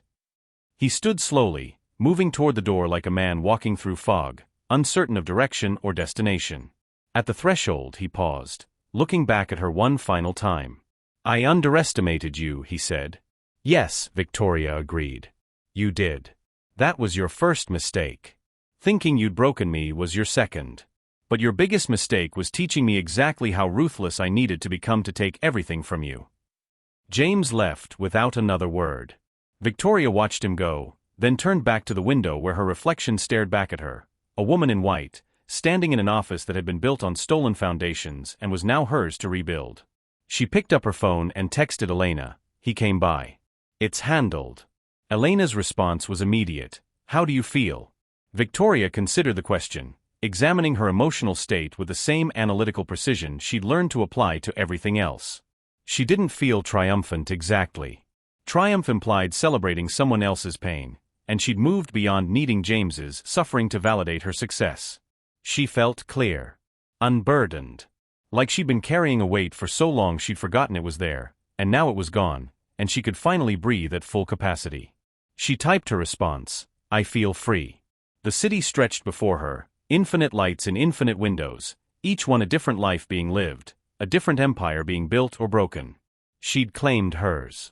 Had taken it from someone who'd stolen it first, had rebuilt herself in the process, had become the kind of power that didn't need to announce itself because its existence was undeniable. Victoria turned back to her desk, to the transition documents that needed reviewing, to the company that needed rebuilding, to the future she was constructing brick by brick on foundations she'd laid herself. The woman who wasn't worth his touch was now worth his entire empire. And she was just getting started. Dawn broke over Manhattan like a benediction. Victoria stood at the floor-to-ceiling windows of her office, the office that had been James's, that had been his father's, that was now irrevocably hers, and watched the city transform. The sky bled from deep indigo to amber to rose gold, painting the glass towers in colors that suggested alchemy, transformation, the kind of magic that happened when darkness finally surrendered to light. The skyline stretched before her like a conquered kingdom. Each building told a story of ambition realized or destroyed, of empires built on vision or inherited arrogance, of people who'd climbed from nothing and others who'd fallen from everything. She'd been both. The daughter of a man who'd built an empire with his hands. The wife who'd been erased so thoroughly she'd almost forgotten she'd ever existed. And now, the CEO of a company that bore her name instead of carrying it like a curse. Behind her, the office hummed with quiet activity. Her team had been working through the night, Elena coordinating the transition, Dominic managing investor relations, legal counsel preparing statements for the inevitable lawsuits James would file and lose. The energy was different now. Not the tense, performative urgency that had defined James's leadership, but the focused calm of people who believed in what they were building. Victoria had changed the space entirely in the 72 hours since the board vote. The heavy curtains that had made the office feel like a fortress were gone, replaced by sheer panels that let the light flood in. Her father's blueprint, the first building he'd ever designed, a modest community center in Brooklyn, hung on the wall where James's Harvard diploma had been. The desk faced the windows now, positioned so she looked out at possibility instead of at whoever came seeking approval. She wore white again. Not the beige James had preferred, not the crimson of her Forbes cover, but white, pure, uncompromising, the color of new beginnings and absolution earned through fire. The suit was custom-made, tailored to precision, structured across the shoulders in a way that suggested power without needing to announce it. Her father's watch gleamed at her wrist. Her hair fell in natural curls she'd stopped apologizing for. Her reflection in the window showed a woman who'd been dismantled and had rebuilt herself into something stronger than the original. A soft knock interrupted her thoughts. "Ms. Carrillo?" Her assistant, Marcus, named after her father, hired for competence rather than connections, stood in the doorway holding a tablet. "The press is ready. 200 journalists downstairs, another 100 streaming remotely. Every major outlet is covering it live." Victoria turned from the window, and the movement felt ceremonial somehow, like crossing a threshold that could only be crossed once. "How do I look?" Marcus smiled, and it carried genuine warmth rather than the sycophantic performance she'd watched people give James for years. Like someone who just changed the world and is about to explain how she did it. She collected her notes, though she'd memorized every word, and walked through the halls that still smelled faintly of James's cologne and would soon smell like something else entirely. Employees she passed stopped what they were doing, some offering nods of respect, others watching with the uncertainty of people whose world had just been rewritten and weren't sure yet if the new story included them. The elevator descended in silence, each floor a countdown to the moment that would define her not as James's wife or victim, but as the architect of her own empire. The lobby had been transformed into a press conference venue. Cameras lined the back wall, their red lights glowing like small fires. Journalists filled rows of chairs that faced a podium bearing the new company logo, not the aggressive gold that James had favored, but something simpler, cleaner, carved from the same integrity her father had built with. Behind the podium, a screen displayed the words in elegant script, Carrillo Global Enterprises. Underneath, in smaller letters, Legacy Reclaimed. Victoria walked to the podium through a corridor of flashing cameras and whispered questions. She stood before the microphone, the lights bright enough to erase shadows, and for a moment she simply looked out at the sea of faces waiting for her to speak. When she did, her voice was steady, clear, carrying the authority of someone who'd earned every syllable. Good morning. My name is Victoria Carrillo, and as of 3 days ago, I am the majority shareholder and CEO of what is now Carrillo Global Enterprises. The room erupted with questions shouted over each other, hands raising, voices competing for attention. Victoria waited, her expression serene, until the noise subsided. I know you have questions. I'll answer them. But first, I want to tell you a story. She glanced down at her notes, not because she needed them, but because the gesture created space, gave weight to what she was about to say. 30 years ago, my father, Marcus Carrillo, built a construction company from nothing. Immigrant ambition and concrete dreams, he used to say. He believed that buildings should stand for generations, that business should be conducted with integrity, that success meant creating something that outlasted you. Her voice didn't waver, but something in it deepened, carrying grief transformed into purpose. His company was destroyed through systematic corporate sabotage orchestrated by Alexandros Carrillo, James Carrillo's father. The acquisition was designed to look like natural market forces, but the documents tell a different story. One of predation, manipulation, and the kind of cruelty that mistakes destruction for strength. Cameras flashed. Journalists leaned forward. She had them now. I married into the family that destroyed mine, believing it was love. I was wrong. But that mistake taught me something valuable, that the most dangerous power is the kind that moves invisibly, that accumulates in silence, that waits for the perfect moment to reveal itself. She looked directly into the camera now, speaking not just to the journalists but to every woman who'd been dismissed, erased, made to feel small in spaces where they should have commanded. Carrillo Global Enterprises will not operate like Carrillo Holdings. We will not build empires on other people's destruction. We will not mistake dominance for leadership. We will invest in companies others overlook, elevate voices others silence, and prove that the strongest foundations are built on integrity rather than inherited arrogance. A journalist from Bloomberg raised her hand. Ms. Carrillo, critics are calling this revenge. How do you respond? Victoria's smile was small, knowing, carved from certainty. Revenge is emotional. This is reclamation. There's a difference. What about your husband?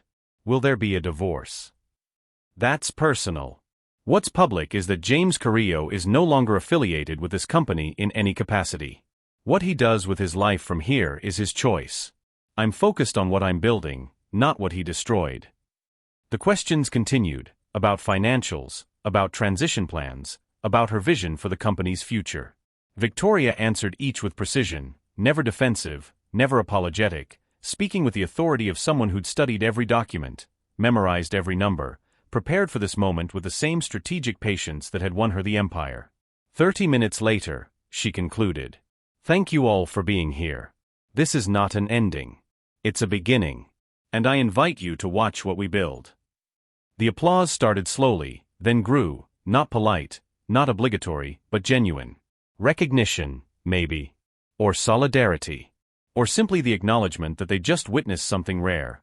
Power transferred not through inheritance or violence, but through strategy so perfect it looked inevitable. Outside, on the street 58 floors below, James Carrillo stood in the October morning cold. He'd been there since before dawn, watching the building that used to bear his father's legacy and now bore something else entirely.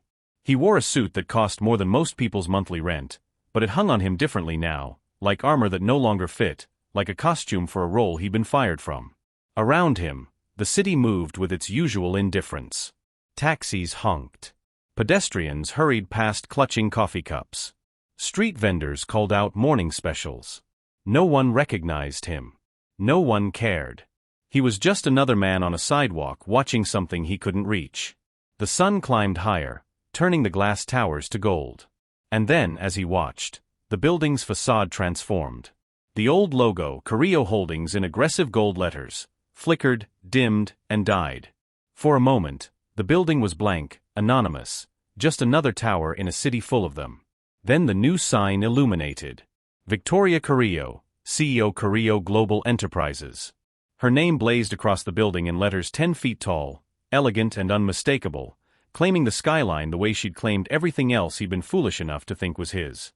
James stared up at those letters, and something inside him, the last piece of arrogance or denial or whatever had sustained him through the past 72 hours, finally cracked.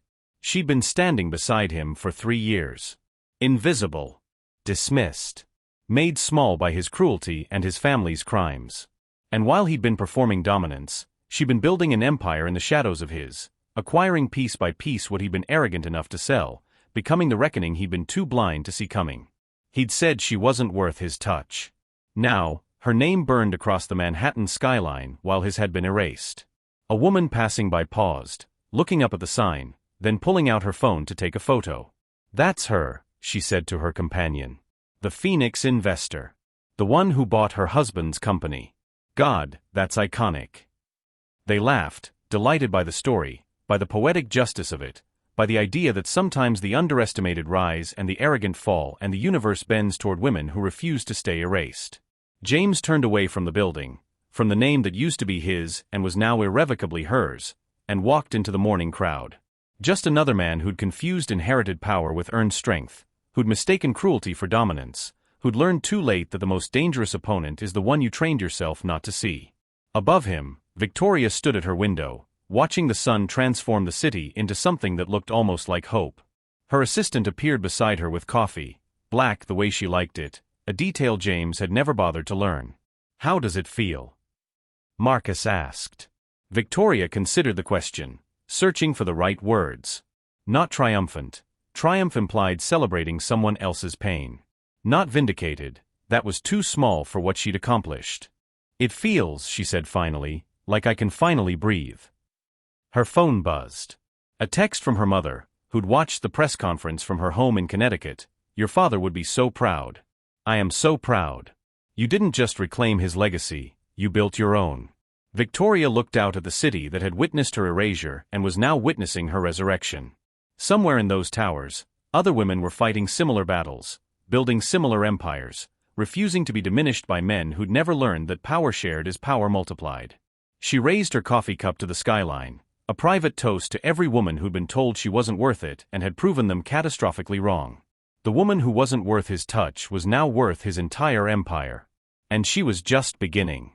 And that, my beautiful family, is how a woman who was told she was worthless proved she was worth everything. James Carrillo built his empire on stolen foundations. His father's cruelty, his wife's erasure, and the arrogance that power inherited could never be challenged. But it took one dismissed woman, a wife named Victoria, to show him that the most dangerous opponent is the one you train yourself not to see. She lost her father's legacy and still chose strategy over emotion.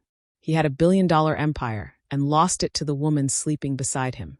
And together, they proved the oldest truth in the world, that underestimation is a weapon and patience is its sharpest edge. Victoria didn't just reclaim her father's company. She reclaimed her name, her power, and every piece of herself James tried to erase. She turned humiliation into empire-building fire. She transformed invisibility into her greatest advantage. And she reminded every woman watching that revenge isn't loud. It's strategic, it's cold, and it conquers. So if you've ever been told you weren't worth someone's touch, weren't smart enough, weren't strong enough, remember Victoria Carrillo. Remember that the woman they dismissed today could be the CEO signing their termination papers tomorrow. If this story set your soul on fire, click subscribe right now. Type, "I am worth the empire," in the comments and tell me where you're watching from. Because stories like this, stories of reclamation, transformation, and women who refuse to stay erased, are the stories this world needs to see. Until next time, this is Mr. Crown Stories reminding you, you are not his charity. You are not his decoration. You are the architect of your own empire. You are seen. You are dangerous. And you are the reckoning they never saw coming.